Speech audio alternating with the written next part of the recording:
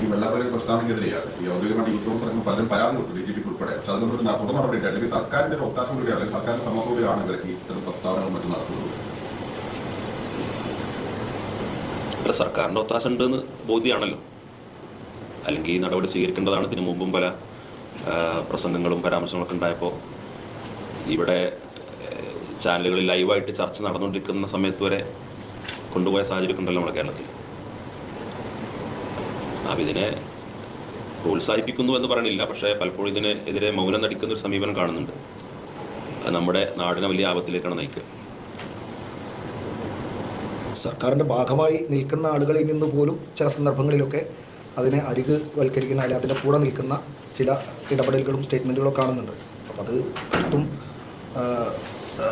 ഗുണകരമല്ലാത്ത ഒരു നിലപാടാണ്. നമ്മുടെ രാജ്യത്തിൻ്റെ പൈതൃകം അത് തകർക്കപ്പെടും എന്ന് ഞങ്ങൾ ആശങ്കപ്പെടുകയാണ്. അതുകൊണ്ട് തന്നെയാണ്